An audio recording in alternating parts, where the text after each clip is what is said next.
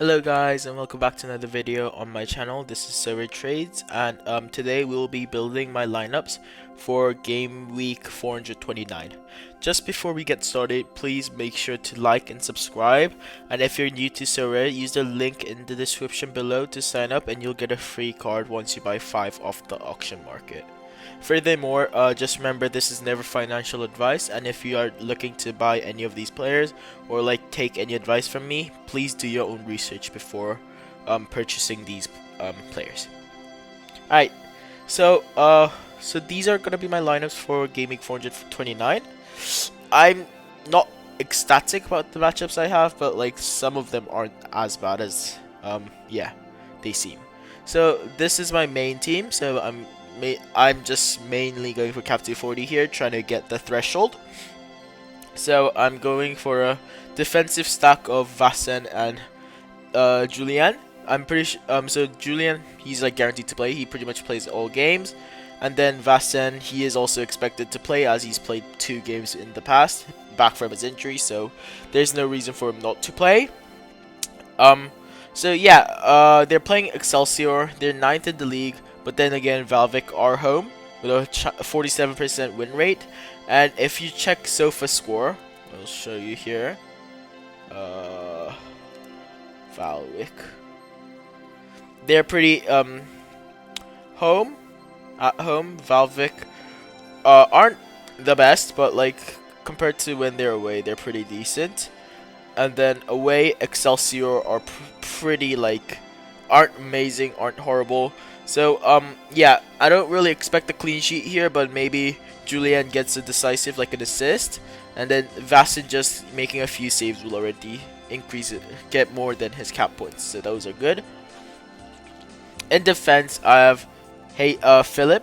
He's back in the starting lineup and he's in a pretty decent scorer, so like I'm happy to have him here.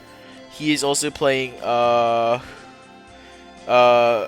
Rostock, who are 15th in the league, and they're playing home, so this looks to be a favorable matchup for him, where I think he has the definite capability of scoring these peak points and getting a clean sheet, which will be nice. Junior Moreno, this guy, this was like the guy that he's like the weakest link in my opinion in this team. I don't like really like it. I like him as a player, but I don't like this matchup against Columbus. Then again, Cincinnati are home, and he just fits the cap, so I think it makes sense to put him there. I don't really expect much from him. I think I'll be happy with him just hitting his 47.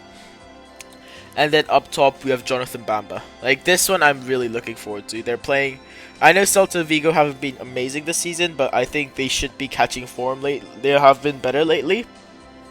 And they're playing Cadiz, who are 16th in the league. They both have the home field advantage, and Celta Vigo are a strong team, and Bamba is a key player in that team with Aspas and Jorge Larson. So I expect a decisive from him here. I think this team easily hits the threshold. Hopefully, also pushes for the for a reward.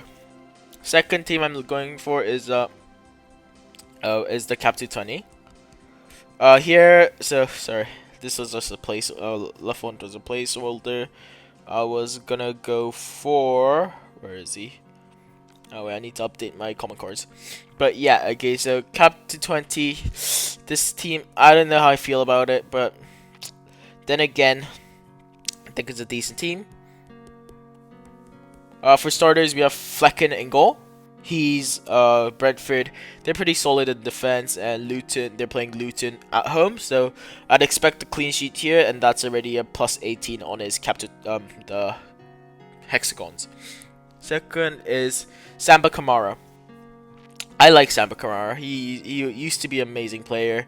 He's like, his cap is very low right now, as you can see, with a 35, because he was out injured and now he's back. He played his first full game last game week. Yes, this is not a great score, but then again they did concede 3. And he has the capabilities of hitting these 80s, 89. This is without a decisive. This two are also without decisives. Yes, they're playing Fibonacci, and they're probably going to get battered. But hopefully, he gets a few tackles, interceptions, steals one, gets a double, triple, and doesn't like get 2 done over, then I'll be happy, especially since his he's only costing 35 hexagons. Next one is Julian Distar. Right, this guy is like my main player in this team. He's playing Genk. He's playing Genk away, which is a bit of a hard matchup, but he's Mr. Consistent, right? He's good. Like, he didn't play against the he was out of the squad, so I might have to look into this. But hopefully he is fine, and if there is this change, I'll let you guys know. But yeah, he scores amazing scores. Even without decisives, he has the capability of hitting 93, which is crazy. And this is also like he makes some defensive points, so like having a harder opponent here isn't horrible. Up top, I have Finn Porath and Kimbo's up. So Finn Porath, he again, he's an alright player. He doesn't get much decisives, but he costs 37 hexagons, right? He's too cheap, and I'm expecting him to start this game because he had 2 good performances. So if he gets a decisive or hits a score of 58, that'd be amazing. And according to Player Sharper, he's also expected to play. And then my extra player is Gimbo Sub. He also has a cost of 38 hexagons. Inchin are playing Daegu, which is a matchup that's not favorable, especially since they're away. However, he's been picking up his form again after his return. And these past 2 games, I've watched these 2 games, and he was amazing, especially against Yokohama. That assist he got was pretty good, and he had 1 or 2 more big chances created. My third team is Cap2 70. So this team I have mixed feelings about. I think it's overall a pretty strong team. I have Theo Defourny in goal. He's a great goalkeeper, and him with 48 hexagon points. I think there's a chance he keeps a clean sheet, especially home. And even if he doesn't, I'm pretty sure he will get more than 48 points through AA by making saves. He always needs to make saves when playing for RWD. In defense, I've Dasune. He's a good scorer. He's a good player. His form recently hasn't been as good as you'd hope. But he has the capabilities of hitting these 179s. Yes, sometimes he's not as consistently scoring, but even then he's pretty good. He has been kicked off pens, which is a bit annoying, but then again, he still hits decent scores. As you can see, he hit a 64 in his past game. Yes, that was with a clean sheet though. Next in the midfield, and our captain is going to be Ben Sheaf. Great player, amazing scores. He's caught on great form with a 66, 70, 4500 and a 66. This is a very hard matchup against Ipswich, especially away, but I still expect him, since he does also get a lot of defensive points, to make a few defensive things to get points. My forward and extra are both strikers again. I have Hrugota is my forward. He's playing away from home, but he has a pretty easy matchup, so I expect him to do well, and he scores well, right? He usually gets those 50s, 45s with AA, but if he scores a goal, it gets a decisive there, those points skyrocket to 70s, high 80s, high 90s, which is lovely. And then last player is Kramer. He's been off a lot of form recently, hasn't been able to do anything. But again, it's against Excelsior. Their defense is pretty leaky, so I think there is a chance that he gets a goal. And he has a cost of 43, so I think if he does get a decisive, this is going to be looking good as well. And then my champion America is just going to be my Houston stack with Steve Clark, Franco Escobar, Hector Herrera, Corey Baird, and Artur. Since they're away, I don't really have high hopes. If they continue to play, they will play in the playoffs finals, which would be amazing. But hopefully, as a Houston Dynamo fan, I hope they win, and I will be watching this game. But I do not have much high hopes because LAFC are a great team and they're playing home, and Houston really need this home advantage. Also, this is kind of my throwaway lineup. I have DeLong and Bas Kuipers, a defensive go and Eagle stack, which who are playing 20, so like that's a hard matchup in my opinion, especially since 20 are amazing.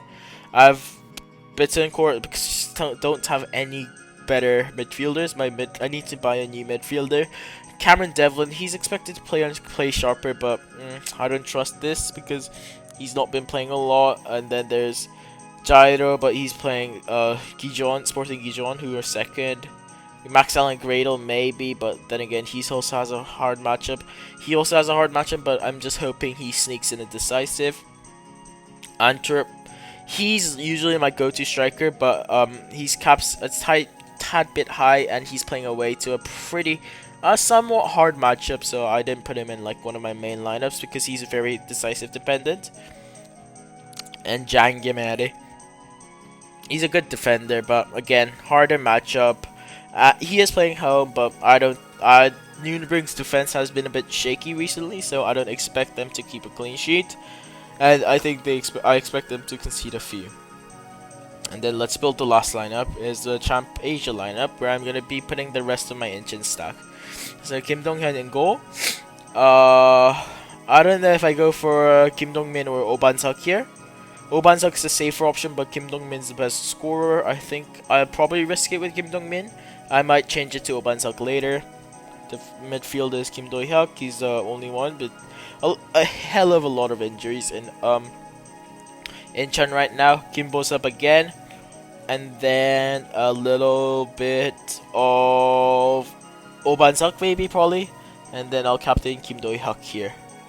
And then, yep, so these are my lineups for Gaming 429. If you have anything that's glaring out that you could tell me, like injuries or like DNPs, please do tell me. And, yeah, thank you for watching, and I'll see you next time. Goodbye!